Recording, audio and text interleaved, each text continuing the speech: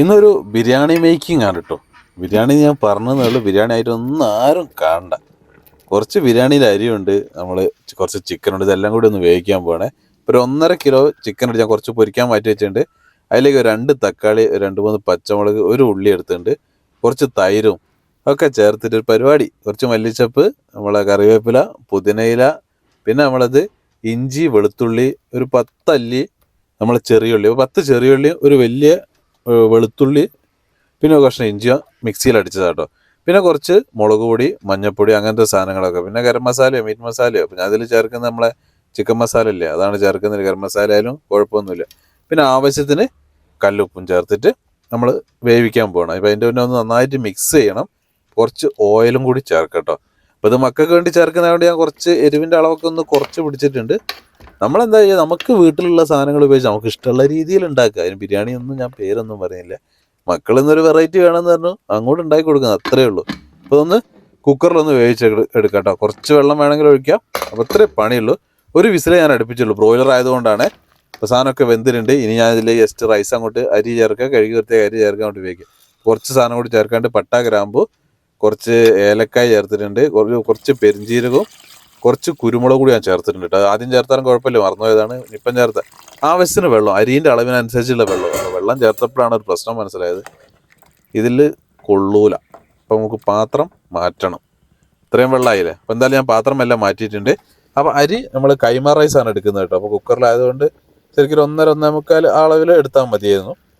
അപ്പോൾ ഇതിലേക്ക് മാറ്റിയതിനെ കൊണ്ട് 1-2 അളവിൽ എടുത്തിട്ടുണ്ട്.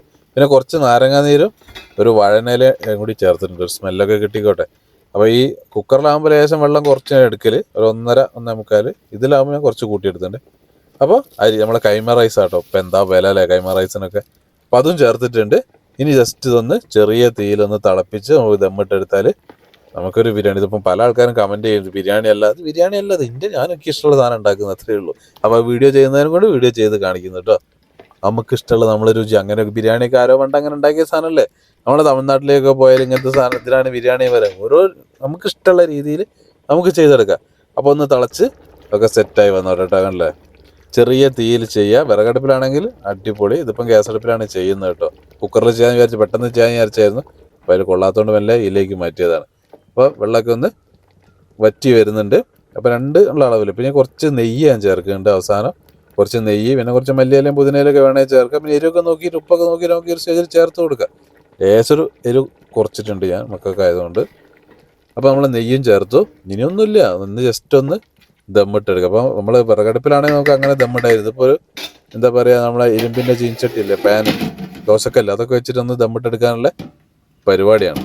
ഓക്കെ. അപ്പോൾ ഒന്നങ്ങോട്ട് ഈ ഒരു ലെവലായപ്പോൾ ഞാൻ എന്ത് ചെയ്തു, കുറച്ച് മല്ലിയിലയും പുതിനയിലയുടെ അതിൻ്റെ മുകളിലിട്ടു. വെള്ളമൊക്കെ ഒന്ന് വറ്റി തുടങ്ങിയിട്ടുണ്ട്. ഇനി നമ്മൾ തീയൊക്കെ നേരെ വെച്ചാൽ ചിലപ്പോൾ അടി പിടിക്കും. അതുകൊണ്ട് നല്ല ദമ്മിട്ടേക്കാം കേട്ടോ. ഒരു വെയിറ്റ് എന്തെങ്കിലും എടുത്ത് മൂടീൻ്റെ മുകളിൽ വെക്കുക. അടുപ്പിൽ നമ്മളെ ദോശക്കല്ല് വെച്ചിട്ട് ചൂടാക്കി അതിൻ്റെ മുകളിൽ കയറ്റി വെച്ചതാട്ടോ പരിപാടി. അത്ര അങ്ങനെ ചെയ്തതാണിത്. അപ്പോൾ ഒരു അരമണിക്കൂർ 3/4 അവിടെ കിടന്നോട്ടെ. കൂടുതൽ കിടന്നാലും കുഴപ്പമൊന്നുമില്ല, ഒന്നും ആവില്ല അത്. അപ്പോൾ ഏകദേശം സാധനം സെറ്റായിട്ട് കേട്ടോ. കാണിച്ചു തരാം നിങ്ങൾക്കിപ്പോൾ. ഇതാണ് ഞാനിപ്പം വിചാരിച്ച സാധനം കേട്ടോ. ഞാൻ വിചാരിച്ച സാധനമൊക്കെ ആയിട്ടുണ്ട്. ചെറിയ സ്പൂൺ കൊണ്ട് ഇളക്കുക. ചിക്കനൊക്കെ നന്നായിട്ട് വെന്തിങ്ങനെ പഞ്ഞി പോലെ ആയിപ്പോയി ചിക്കൻ. കാരണം ഇതിൽ ചെയ്താലുള്ളൊരു ഗുണം അതാണ്. ചിക്കൻ ഭയങ്കര ഫ്ലേവറായി. ചിക്കൻ്റെ ആ ഫ്ലേവറൊക്കെ മൊത്തം കിട്ടും. കണ്ടല്ലേ, ഇത് ഒന്നുകൂടി തണിയാണ്ട്, അതാണ് അതിങ്ങനെ ചെറിയ സ്പൂൺ കൊണ്ടല്ല ഇളക്കുന്നത്. ഒരു കൈമ ഫോണുള്ളതുകൊണ്ടാണ് ചെറിയ കിട്ടുന്നത്. അപ്പോൾ സാധനം വിചാരിച്ച മാതിരി ആയിട്ട്. അപ്പോൾ 1.5 കിലോ ചിക്കൻ ഞാൻ വാങ്ങിയിരുന്നു. ഇങ്ങനെ ആകുമ്പോൾ എനിക്കറിയാം ചിക്കൻ ഇങ്ങനെ ഉടഞ്ഞു നോക്കും. അപ്പോൾ അതുകൊണ്ട് ഞാൻ ബാക്കിയുള്ള ചിക്കൻ ഒരു ഏകദേശം 1/2 കിലോ ചിക്കൻ എടുത്തിട്ട് പൊരിക്കുന്നുണ്ട്. കാരണം ഇതിൽ ചിക്കൻ ഇങ്ങനെ ഒരു മിക്സായിട്ട് ഇങ്ങനെ വരും. നമ്മൾ ഒരുമിച്ചല്ലേ വേവിക്കുക. ആ ഒരു ദമ്മും കൂടി വരുമ്പോൾ ചിക്കൻ നല്ല സോഫ്റ്റ്, എല്ല് വരെ ഇങ്ങനെ ആ ലെവലിലേ മാറും. അപ്പോൾ കുറച്ച് ചിക്കൻ ബാക്കിയുള്ള ഞാൻ പൊരിക്കുന്നുണ്ട് കേട്ടോ. കുറച്ച് കറിവേപ്പിലയും എന്താ പറയുക, പൊരിക്കുമ്പോൾ എല്ലാ സാധനവും ഇടും, വെളുത്തുള്ളി ഇഞ്ചിയൊക്കെ അതിലേക്ക് ഇട്ടിട്ട്. അപ്പോൾ ഒരു മസാല ടേസ്റ്റ് ഉണ്ടാവും. അങ്ങനെ പൊരിച്ചാൽ നല്ല രസമാണ് കേട്ടോ. അപ്പോൾ ശരി, വീഡിയോ ഇഷ്ടപ്പെടുന്നുണ്ട് നമ്മളെ ചാനലൊക്കെ സബ്സ്ക്രൈബ് ചെയ്ത് കൂടെ കൂട്ടിക്കൊള്ളു കേട്ടോ. അതേപോലെ ചെറിയ ചെറിയ വീഡിയോസൊക്കെ നമുക്ക് ഇങ്ങനെ വരാം. അപ്പോൾ നിങ്ങളുടെ അഭിപ്രായങ്ങളൊക്കെ ഇതിൻ്റെ ഇടയിൽ കമൻറ്റ് ചെയ്യുക. ഒരു ലൈക്കോ ഷെയറോ ഒക്കെ വന്നോട്ടെ. അപ്പോൾ ശരി, അടുത്ത വീഡിയോ കാണുന്നവരെ ബൈ.